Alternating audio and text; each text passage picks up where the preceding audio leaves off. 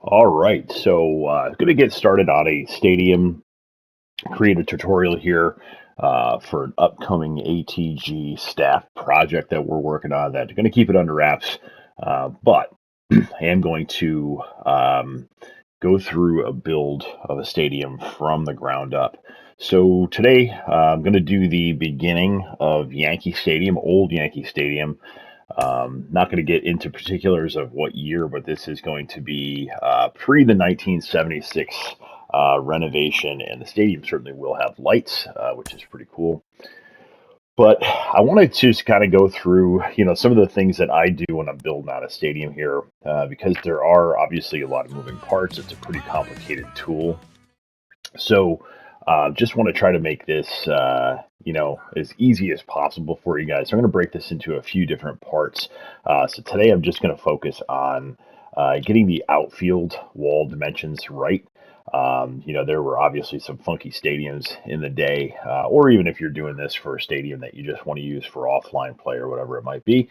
I have found that it is best to get the wall dimensions right, and then from there you can start to lay in the stands.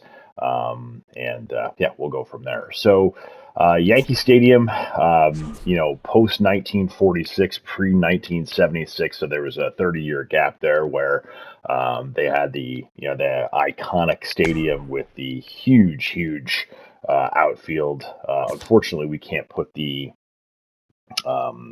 flagpole and monuments on the field, but we can get pretty close to some stuff. So what I'm going to do is I'm going to go into let me actually just go back here. I'm going to go into just the stadium creator and start with blank template. And actually, I'll start with the details of the stadium. So I'll go into properties. So clearly going to name our stadium here. So we're going to call this Yankee Stadium. Oh, if I can spell, if I can throw the whole name in here. So Yankee Stadium, and when I do these, I definitely try to, get this stuff as accurate as possible. So we're going to put Bronx in there, and then New York, and even the altitude. This is important, right? It does affect ball flight. So 71 feet above sea level, easy enough to find the information on that. Do just a quick Google search, and then the stadium was built in 1923. And then back in those days, the seats were actually like a greenish color. So we'll go with that for right now. But when we get the seats laid in, and then ultimately we want to move it to night mode, you can really kind of adjust that color. It doesn't really move around that much. Even with that color selecting palette there, it doesn't move around as much as you might think. So anyway, so here's our base stadium. So we'll go over to our scenery. So we're just gonna hit the R1 button, move our left stick over to the bottom right here, and then just toggle with the right stick. So we're going to go to scenery and hit X, and we're going to change this to concrete. Obviously, we're in the middle of the Bronx, and I'm actually going to leave this just as kind of blank because we will do some work outside of the stadium too, so you can see some buildings. And there used to be a water tower on top of a building that was pretty visible right out in this neighborhood here. So we'll leave that as is, and then we'll come back and we'll do the rest of the field and stuff later. But as I said, you don't want to start with the outfield walls today, so I'm just going to go to my circle here.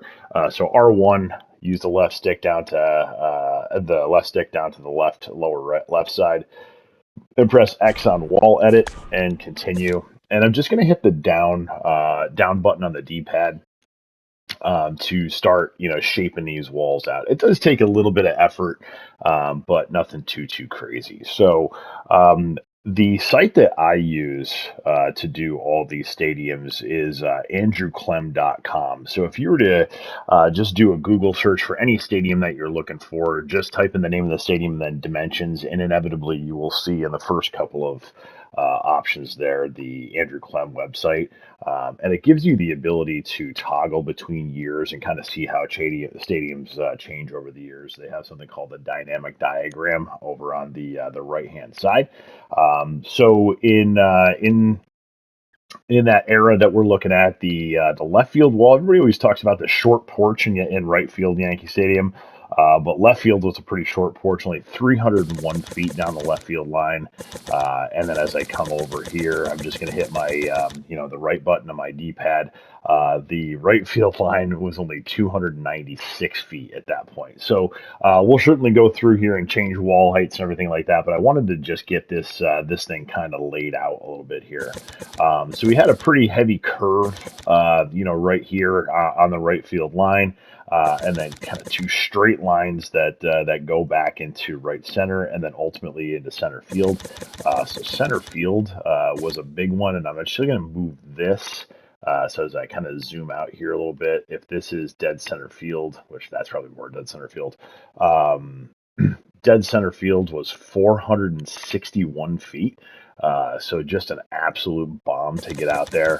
But there was definitely a bunch of shape, to the left field side. So very rounded, almost going straight away from home plate. So I want to make sure that I'm selecting a template. In here, the default template that it always starts you with does have all of these different wall points. So I definitely recommend, if you don't have a stadium that's super angular, to use one of these templates that does have all of these different wall points, so you can create some rounding where you need to, where there certainly was a bunch of rounding in the corners of this particular stadium. But even with the cookie cutter stadiums from the 70s and 80s, most of those walls were pretty rounded, and some of the templates on here only have 9 or 10 wall points in it, and it really just kind of makes everything kind of boxy.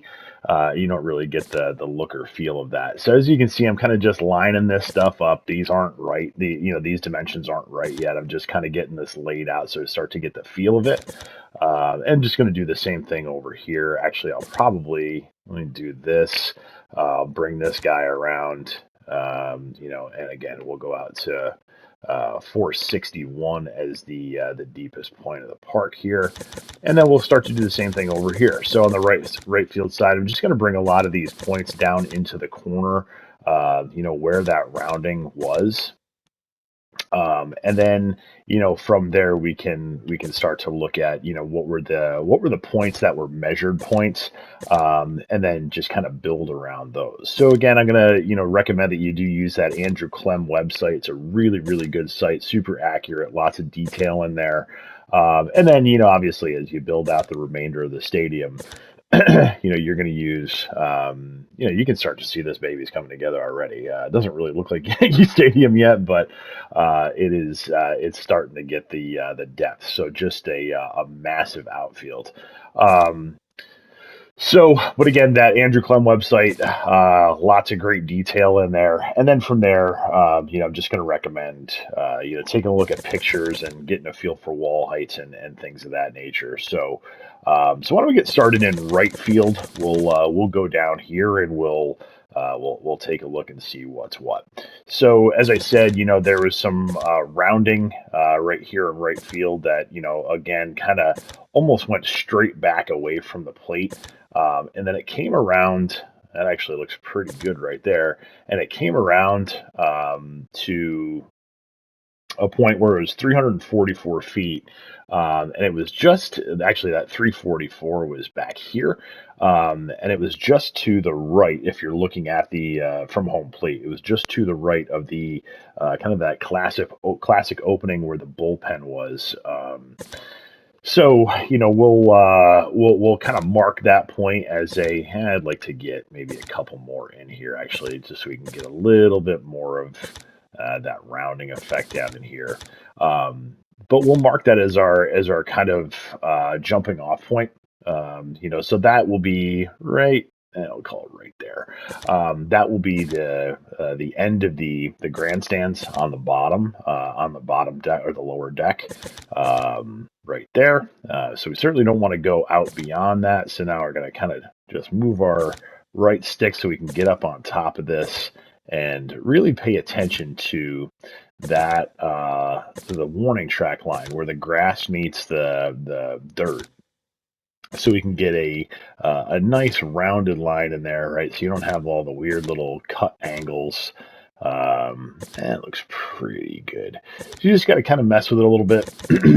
And it comes around nice to that. It's actually probably a little far still. It comes around nice to that 344 point. So again, that's going to be our jumping off point there. One of the other things that we have to do with this stadium in particular, and there's a lot of stadiums that did this, is that you had different wall heights. So there was some angled walls, that went up. Basically from the outside of, which would be right about here, basically went up, straight up to, and I'm going to mark this point as 407, which was another measured point in the stadium, and then this is going to be a straight line. But this wall basically went straight up from, I think it was about 4 feet, up to, I think, I want to say it was, well, I can see right on the thing here. So the fence height um, was 14 feet. Now it was a 10-foot wall and then a 4-foot chain link fence. And unfortunately, because we can't, excuse me, we can't put a chain link fence on an angled wall, and actually have it look right. I'm just going to make the wall height here 14 feet. So just going to use the right stick, or I'm sorry, the R2 button to get that up there. It does make the wall look a little higher than it does in pictures, but it does play properly, which is important. And then when we come over here to this 380 point here, I'm just going to hit the left stick, and I'm going to do the same down here, and I get this nice angled wall, right, that comes up from that 4-foot mark and goes up to the 14-foot mark. And then this was basically 14 feet all the way around center field. And then it started dropping again over on this side, down to the left field, down into the left field corner. So we can pop this guy up to 14 feet here, a little touchy, and we'll go to 14 there. 14 there, and I know that you can press the up button and select all of these, but you can see this thing start to come together. So again, in right center field, it did go out to 407 feet. I want to make sure that my angles are right here, so it did not jut in like that. So what I want to make sure of is that I'm finding the right spot for this. So this basically this 344 to this 359, that's where the beginning of the line is going to be. And then if I know this is 407 feet and this is a straight line, I've got to take that out and just kind of play with it and move it. Well, let's get this right here. Sorry. So that's straight there, that 378, and then 407 would be right about there, right? So again, if I zoom out on this, I've got that nice straight line down the right hand side here, and that's kind of the look from out there. And then it was basically another straight line from the 407, so I can pull this out like this, and I've got that pretty well laid in. All right, so from 407 to that 461, that was another really angular line, right? So that pretty much does it for the right hand, or I'm sorry, the from center field to right field. That was the look of that stadium. So I'm going to cut that off there, and we'll come back with part two after we get the wall squared away, and we'll start laying in the field. So appreciate you guys watching, and we'll be back with part two soon.